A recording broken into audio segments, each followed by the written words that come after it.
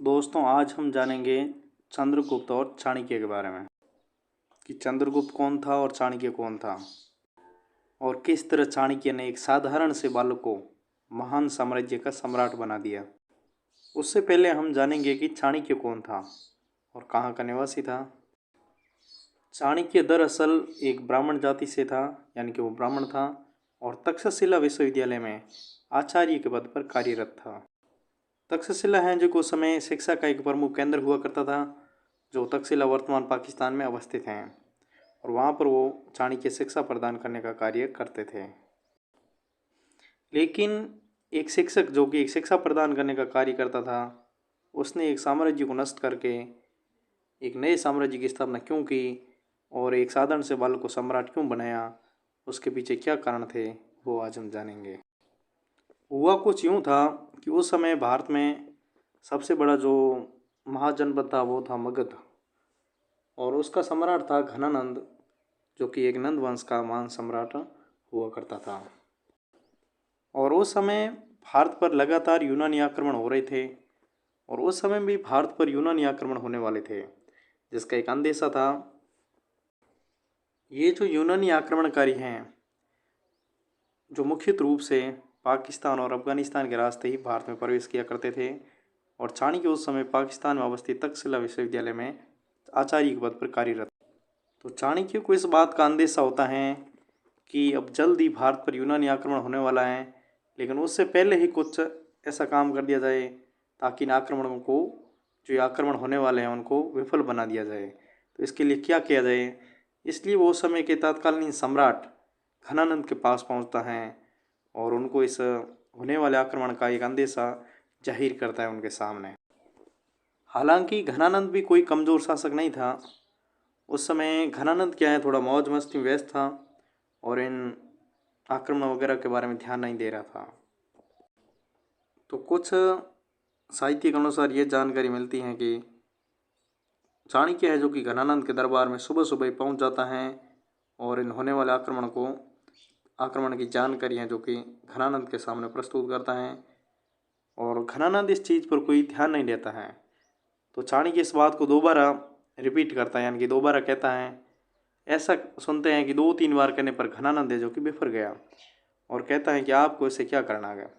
इससे कहते हैं कि दोनों में एक तरह की गर्मा गर्म बहस हो गई और कहते हैं कि घनानंद ने अपने सैनिकों को आदेश दिया कि चाणक्य को पकड़कर अपने दरबार से बाहर निकाल दिया जाए। तब चाणक्य कहता है कि मुझे तो दरबार से बाहर निकाल दोगे, लेकिन जो शत्रु आने वाले हैं, आक्रमण करने वाले हैं, उनको बाहर कैसे निकालोगे, उनके बारे में क्यों नहीं सोच रहे आप। तो कहते हैं कि चाणक्य को धक्के देकर बाहर निकाल दिया जाता है और चाणक्य उस समय ब्राह्मण था तो अपने सिर पर एक बालों की चोटी रखता था। कहते हैं कि बालों की चोटी वो धक्का मुक्की से खुल गई थी और चाणक्य उस समय शपथ ले लेता है कि ये तब तक मैं बालों की चोटी वापस नहीं बांधूंगा, तब तक इस नंद वंश के सम्राट घनानंद और उसके साम्राज्य को समूल नष्ट नहीं कर दूंगा। और यह शपथ लेकर चाणक्य वहाँ से निकल जाता है। दूसरा वृत्तांत हम ये सुनते हैं कि जो नंद वंश का सम्राट था घनानंद, उनके दरबार में 3 अमात्य थे, यानी कि 3 मंत्री हुआ करते थे, जिनके जो नाम है इस प्रकार हैं। एक का नाम वररुचि था, एक का नाम राक्षस था और एक का नाम सकटार था। कहते हैं कि जो राक्षस नामक अमात्य था वो सकटार से द्वेष भावना रखता था। उसको द्वेष भावना रखने के कारण उसने जो सम्राट था उसको जो है सकटार के खिलाफ क्या कर दिया, उकसा दिया और उनको मंदगढ़ंत बातें सुनाकर बोला कि जो सकटार हैं आपके खिलाफ साजिश रच रहा है।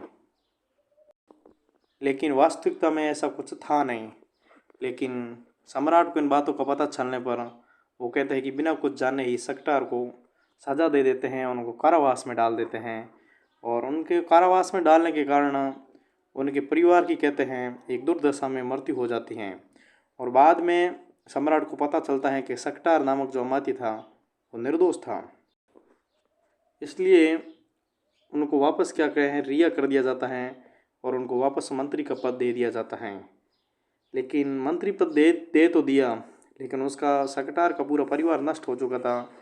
इसके लिए उनके मन के अंदर एक बदले की भावना थी।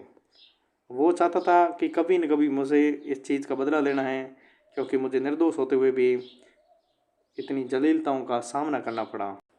तो कहते हैं कि सकटार एक ऐसे व्यक्ति की तलाश में था जो इन काम में यानी कि घनानंद को नष्ट करने में यानी कि साम्राज्य को नष्ट करने में उसका साथ दे सके। कहते हैं कि सकटार और चंद्रगुप्त एक अच्छे मित्र थे। एक बार क्या है कि सकटार और चंद्रगुप्त किसी रास्ते से जा रहे थे और रास्ते में बहुत सारी झाड़ियाँ थी और चंद्रगुप्त है अपने हाथ से झाड़ियों को ऊपर से मतलब हाथ से काटे जा रहा था। तो सकटार से ये चीज़ देख रहा नहीं गया और उन्होंने उसे पूछा चाणक्य से कि तुम ऐसा क्यों कर रहे हो। तो उसने कहा कि इन झाड़ियों के घावों से मेरे पिता की है जो कि मृत्यु हो गई थी और मैं चाहता हूँ कि इन झाड़ियों को समूल नष्ट कर दिया जाए और मैं इन झाड़ियों के अंदर एक ऐसा पदार्थ डालूंगा जिससे ये झाड़ियाँ जड़ से एकदम नष्ट हो जाएगी। और सकटार एक ऐसे ही व्यक्ति की तलाश में था जिसके अंदर जो यानी कि इतना विल पावर हो यानी कि दृढ़ इच्छा शक्ति हो। तो कहते हैं कि सकटार ने चंद्रगुप्त को अपने साथ ले लिया। फिर ऐसे होता है कि घनानंद अपने दरबार में एक बार भोज का आयोजन करता है यानी कि विशाल भोज का आयोजन करता है और उसकी जिम्मेदारी सकटार के पास होती है। तो सकटार क्या करता है कि चाणक्य को भी उस भोज में निमंत्रण दे देता है और चाणक्य उस भोज में उपस्थित हो जाता है और सकटार हैं जो कि चाणक्य को एक दरबार में ऊंचे आसन पर बैठा देता है। उस समय घनानंद दरबार में मौजूद नहीं था और कहते हैं कि चाणक्य ना इतना मतलब खूबसूरत नहीं था, थोड़ा बदसूरत था, काला था और घनानंद जैसे ही दरबार में प्रवेश करता है तो उस काले कलूटे यानी कि बदसूरत इंसान को देखता है तो कहते हैं कि बिफर जाता है। फिर वही दोबारा कहानी दोहराई जाती है जो पहले वाली वृत्तांत में गई थी यानी कि चाणक्य और घनानंद में बहस हो जाती है और चाणक्य को घनानंद के द्वारा धक्का मुक्की करके यानी कि अपने सैनिकों के द्वारा बाहर निकाल दिया जाता है। फिर यहाँ से चाणक्य है जो कि अपनी आगामी रणनीति तैयार करके निकल जाता है। फिर उसको एक ऐसे व्यक्ति की तलाश होती है किसको, चाणक्य को, जो नंद वंश का खात्मा कर सके। फिर कहते हैं कि चाणक्य एक दिन रास्ते से जा रहा था और एक शिकारी अपने साथ कुछ बच्चे लेकर शिकार खेल रहा था यानी कि एक खेल होता है राजकीलम जो बच्चों के साथ खेल रहा था। तो उसने देखा कि एक बच्चा उस खेल में बहुत ही तीक्ष्ण था और चाणक्य ये दूर चलता हुआ देख रहा था और उसने उस जाकर शिकारी को पूछा कि लड़का मुझे चाहिए और शिकारी है जो कि 1000 कांसा अर्पण में उस लड़के को चाणक्य को बेच देता है। कांसा अर्पण उस समय की मुद्रा हुआ करती थी जो चांदी और ताम्र के मिश्रण से बनती थी और 1000 कांसा अर्पण देकर उसको खरीद कर अपने साथ तक्षशिला विश्वविद्यालय चाणक्य चंद्रगुप्त को लेकर चला जाता है और बाद में उस लड़के का नाम चंद्रगुप्त रख लिया जाता है। फिर वहाँ पर 8 साल तक उसने चंद्रगुप्त को वहाँ पर शिक्षा प्रदान की और उसको वहाँ पर सैनिक और कूटनीति की शिक्षा देकर एक कुशल योद्धा के रूप में उसको तैयार करता है। कहते हैं कि इस प्रशिक्षण के बाद चंद्रगुप्त को सिकंदर के पास भी भेजा जाता है कुछ चीज़ें सीखने के लिए, लेकिन बाद में कहते हैं कि सिकंदर को इस चीज़ का पता चल जाता है और चंद्रगुप्त वहाँ को चंगुल से बचकर वैसे कुछ तरह से निकल जाता है।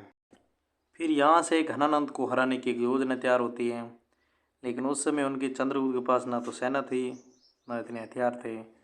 फिर उसने क्या किया, तो उसने कुछ इस तरह किया कि अपनी सेना में सभी लोगों को शामिल करना शुरू कर दिया।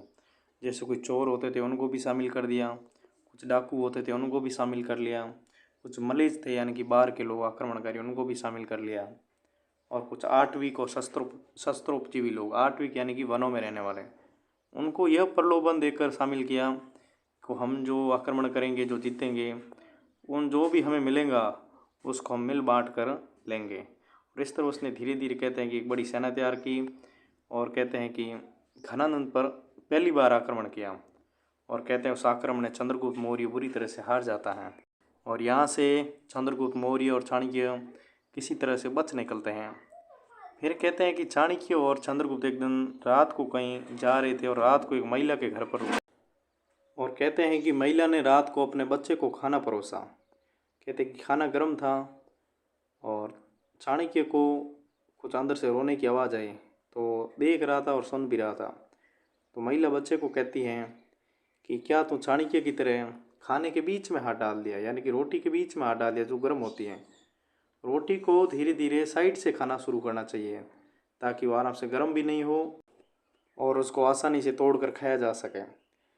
इस बात से कहते हैं कि चाणक्य बहुत प्रभावित हुआ और उसने यही योजना आगामी रणनीति के रूप में तैयार की और फिर ऐसे किया कि धीरे धीरे घनानंद के छोटे छोटे क्षेत्रों को जीतना प्रारंभ किया।